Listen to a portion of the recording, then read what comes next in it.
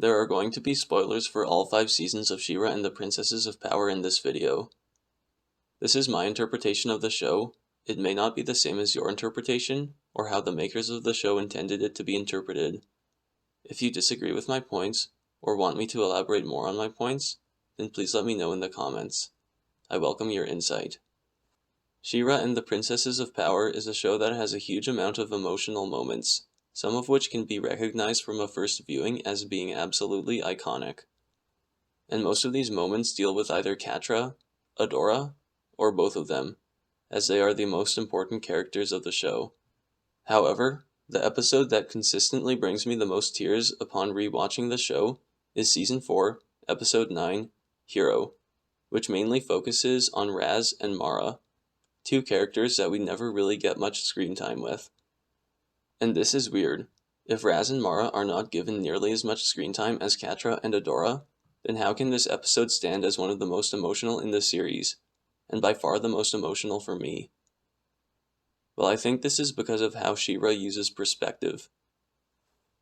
When we observe an event, our brain is given an outcome, but it isn't given a reasoning for this outcome, and it is up to us to figure out why this outcome has happened. As we do this all the time, it usually becomes a subconscious task, and upon watching things happen, we quickly make up a backstory for what we have just witnessed. In fact, a lot of the time we already have a partial backstory that we have witnessed. But events are usually complicated, and even if you have what you consider a backstory, you rarely have a complete backstory. So whenever you witness an event, your interpretation is not reality. It's going to be at best a biased partial reality. A lot of the time your interpretation of reality is pretty good, but sometimes it is important to dig deeper and try to find out as much of the backstory as possible to get your interpretation closer to reality. She-Ra reminds us of this, as it leads us towards viewing events with a given perspective, and then it strips that perspective away, revealing a more complete perspective. Season 1 is a fantastic example of this. In Season 1, Episode 2, The Sword Part 2, Adora leaves the Horde, and she tries to convince Catra to come with her. And the first time watching the show, Catra doesn't seem to have fantastic reasoning for staying in the Horde, but she stays anyways. Throughout the season, we see Shadow Weaver abuse Catra and try to get Adora back, ignoring all that Catra has been doing for the Horde. There doesn't seem to be a great reason for Catra to be continuing on in the Horde. It is a bad environment, and it makes you question Catra's morality. Why is she so adamant about staying in the Horde? Then Episode 11, Promise, comes around, and we are given information on the upbringing of Catra and Adora. We see that Catra can't leave the Horde because it would be admitting that she has no worth beyond Adora liking her. While initially we were led to wonder why Catra would stay with the Horde and question her morality, the perspective given in Promise answers this question, and gives us a new outlook on Catra. And this leads straight into the cliff scene, where Catra aims to cut her ties to Adora holding her back. This scene is so impactful because Catra's actions are starting to make sense in our minds. We are forced to quickly recontextualize how Season 1 played out with this new information, and now Catra's suffering is more apparent. So when Catra leaves Adora on the cliff, we are pulling for Catra, because she is making the right move for her, and with the audience, she has the emotional momentum. But we have been observing Adora's story all along, and we are pulling for Adora too. Catra and Adora are both doing what is best for themselves, but at the cost of hurting each other, and as a viewer of the show, you are almost not sure what to think because you want both characters to succeed, but that is not something that is possible at the moment. Watching this scene for the first time was insane, because I wasn't really sure how I should be processing it. Perspective is essential for understanding Catra in Season 1, but you aren't given the perspective that you need until Episode 11. And this packs Catra's story into an emotional bundle, which is quickly released like a bomb in a single scene, which is still emotional even rewatching with the perspective required to understand it. But the use of hiding perspective from the viewer makes this scene something incredible to watch as a first-time viewer of the show. She-Ra does something similar with how it handles Mara and Razz. We are first introduced to Razz in Season 1, Episode 3, Razz, and upon seeing Adora for the first time, Razz mistakes her for Mara. After Adora corrects her, Razz realizes that Adora is not Mara, but just someone who has Mara's sword, and this reveals that Mara was the old She-Ra. Razz is made out to be crazy, having two friends, one imaginary and one a broom. But Razz is also shown to have wisdom, in times where her mind seems to be functioning clearly, where she helps Adora figure out what she needs to do now that she has left the Horde. Information about Mara is parsed out very slowly throughout the show. In Razz, we learn that Mara was the former She-Ra. In Season 1, Episode 12, Lighthope tells Adora that Mara was the last She-Ra, but controlling the power of She-Ra was too much for her mind. She snapped, broke the She-Ra line, and stranded Etheria in Despondos, almost destroying everything. Lighthope sets up Mara as a symbol of what could go wrong if Adora does not become a good She-Ra and follow Lighthope's training. And the consequences are set up to be truly devastating. In Season 2, Episode 2, Ties That Bind, we see the remains of the destroyed Watchtower, destroyed when Mara attacked Etheria. Later in the episode, we see that Adora feels a lot of pressure to control her power, and not hurt people like Mara did. It is made clear to the audience that Mara destroying everything is a big deal for Adora. In Season 2, Episode 3, Signals, we are shown First One's messages that were not received because of what Mara did to the planet, and Adora's frustration by this. Then in Season 3, Episode 3, Once Upon a Time in the Crimson Waste, we get to see Mara as a hologram, and for the first time we actually get to see what Mara is like. Mara confirms that she did break the line of She-Ras, and she did it intentionally, and she apologizes to Adora because if Mara was successful, then Adora would never have beaten She-Ra. Mara continues to explain that she pulled Etheria into an empty dimension, hiding them from the rest of the universe, just as Lighthope said. But Mara begins to explain her side of the story now. Mara explains how they are hiding, and if they open a portal to the larger universe, death and destruction will follow. The impression that we are given is that Mara is scared. There is some ominous threat that caused her to move Etheria into Despondos. Mara seems to be thinking rationally, but we are not told what the threat that Mara was scared of is. Inside of Mara's vague exposition, we get a very important line. I never wanted to be a hero. I won't be remembered as one. Clearly Mara hasn't been remembered as a hero, but we do not have enough information to say if she was a hero. After the show has led us to believe that Mara was crazy and destructive, we are suddenly not sure what to think of Mara, as our perspective on the issue is broadened in this episode. In Season 3, Episode 5, Remember, we are given a scene with Razz where she continues to seem crazy, mistaking Adora for Mara and saying that it's either been such a long time since she has seen Mara, or it hasn't happened yet, and she always gets the two mixed up. She also says that she remembers all the portal stuff like it was yesterday, and that for her, it was yesterday. Adora starts to emotionally break down, thinking that she is retracing Mara's footsteps in destroying the world. But Razz corrects her, saying that Mara saved the world, and that Adora did too. Razz seems to have a very strange grasp on time, and a view on Mara that opposes Lighthope's. It still seems to be a mystery if Mara putting Etheria in Despondos was good or bad. Mara didn't seem crazy, but neither did Lighthope. Razz vouches for Mara, but Razz's sanity is questionable. In Season 4, Episode 5, Protocol, rebooted Lighthope shares a memory of Mara, showing that Lighthope and Mara were friends, and at the end of the episode, it was clear that Lighthope was changed as per the Heart of Etheria project. So now we are veering towards siding with Mara. Lighthope seems to be the one who was compromised, not Mara, but we still don't have all the details yet.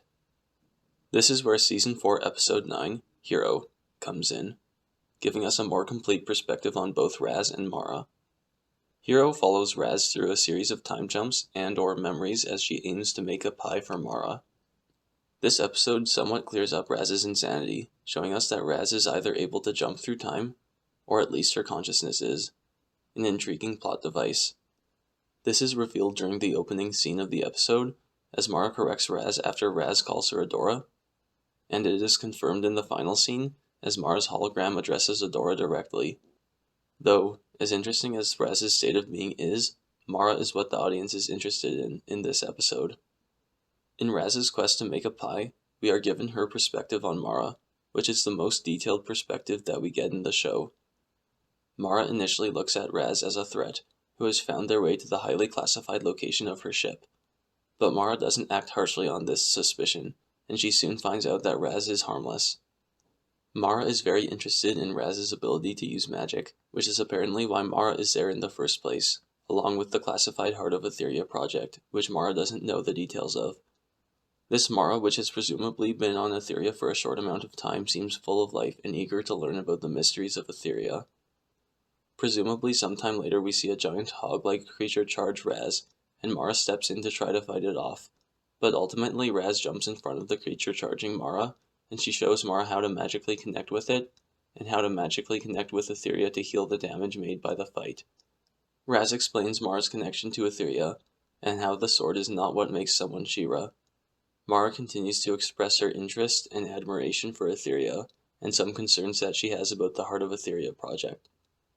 Jump forward again, and Mara has finally found out the details of the Heart of Etheria project, which is in the process of being set off.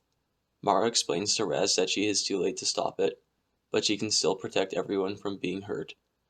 Magic starts getting sucked from the planet, and siphoned into Mara's sword as Mara struggles towards her ship. Once in the ship, Mara has an argument with Lighthope as she tries to disable her. Lighthope tries to tell Mara that she will follow her destiny and become a hero, and Mara fights back, expressing how her destiny is not what is right, but also that Lighthope has been corrupted, and the friend that she had is gone. So Mara moves Etheria into Despondos, so that if the heart went off, there wouldn't be entire worlds that are destroyed. Mara then addresses Adora directly, explaining how the first ones weaponized Etheria, and planned to use She-Ra to destroy worlds. Mara explains that since Adora is the new She-Ra, it means that Mara failed, but Adora can still save the world that they love. Mara explains all this physically and emotionally hurt, as she prepares her ship to crash, which was probably to stop the Heart of Etheria from going off somehow. After watching Hero, we are forced to look at Mara in a new light.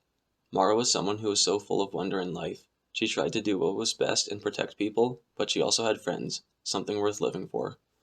When Mara found out what the Heart of Etheria was, there was no hesitation by Mara to do what she needed to. She told Razz of the issue and lied about making a pie so that she could get away quickly. She disabled Lighthope, her former friend. She moved the planet into an empty dimension as a failsafe to save entire worlds, and she crashed her ship to stop the Heart of Etheria from going off. But just because Mara acted without hesitation doesn't mean that Mara's decisions were easy ones. They came at a great personal cost, and it was a significant struggle for Mara to execute in the way that she did, because she had so much to live for. But the saddest part of Mara's story is what Mara leaves behind. We see how Mara is remembered as we are first introduced to her in the earlier seasons. She is responsible for stranding Etheria outside of the universe. She is the cause of destruction of First One's architecture. She prevented First Ones from communicating with their loved ones. She broke the line of She-Ras which protect the planet. And she is a tale of what can go wrong when She-Ra can't control her power. And aside from this last point, all the other things Mara actually did, those are events that happened, that everyone can agree on. And without having watched Hero, that is all we would have thought of Mara. That is the perspective that we are given. This is a very disturbing thought, because how could we view someone who had so much to live for, and sacrificed everything she had to save countless people, in such low regard? That requires unimaginable strength and character. But our original thought was just that Mara was crazy. We learn in Season 5, Episode 12, The Heart Part 1, that Mara didn't want there to be another She-Ra, so that nobody else would have to sacrifice like she did. And Mara knew that she failed at this before she even made her sacrifice. Rewatching the show, Hero brings out so much emotion because we know of the perspective that people have on Mara, past Mara's time. Despite what Mara has done, she is not remembered in a good light, and Mara understands that she won't be. I never wanted to be a hero. I won't be remembered as one. Not only do we see this play out on screen, but the audience is also tricked into having this perspective that Mara is not a hero. And the reveal of how wrong we were hits hard. Mara died after not giving closure to one friend and accepting the corruption of another. She knew that she would be recognized as a dark mark in history, and she was unsuccessful in saving Adora from being She-Ra. And this is in essence why Mara is so strong. She had so much she wanted to live for, but she gave all of it up despite how she would be looked upon because she knew it was right. Doing what is right isn't easy. Sometimes there is no personal gain, and it may go unrecognized or even frowned upon. Having the courage to make the right decisions despite this is what makes Mara a great hero, and this is just something that you don't see often. In Spider-Man 2, Peter's life is horrible. He takes some of the worst punishment I have ever seen in a superhero movie, but at the end of the movie, Mary Jane is willing to put herself at risk to make Peter's life a bit better. In Avengers Endgame, Tony dies, but his loved ones are safe, and he is remembered as a hero. Mara's story is unconventional, and an emotional shock as we are used to having some good, even in a bitter ending. Mara doesn't get this, and this contrast with what we are used to seeing in a story, combined with the fact that we, like Adora, had to go through a broadening of our perspective on Mara, makes Hero an extremely emotional episode. She-Ra reminds us of the importance of perspective, not just through showing us how it affects the characters of the show, but by using it to manipulate the audience. This is what causes some of the most emotional and memorable moments of the show. Perspective is essential for understanding Catra in Season 1, but it is hidden from us until Promise. Perspective is essential to understand Mara and Razz, and isn't given completely until Hero. There are some minor moments that are also shrouded in poor perspective though. It's not understood that loyalty is a huge part of the Horde philosophy until we are able to spend enough time with Lonnie, Kyle, and Rogelio in Protocol. Hordak is assumed simply to be evil for the sake of being evil until Season 3, Episode 2, Huntara, where we find that colonization is the only thing he has ever known. She-Ra withholds information from us, allowing us to come to our own conclusions, and we see how the conclusions we come to are not always right. You can never know what reality is. That is impossible. You can only broaden your perspective of events. We shouldn't be ignorant of this. When something important happens, we should seek to view it through a widened perspective, and we shouldn't judge so harshly before we have reached that perspective. It is important to understand that your view of the world is just that, your view. There is inherent bias in how we interpret something. So as you live your life, don't take things at surface value. Try to find what is hidden and understand the world in a more complete fashion.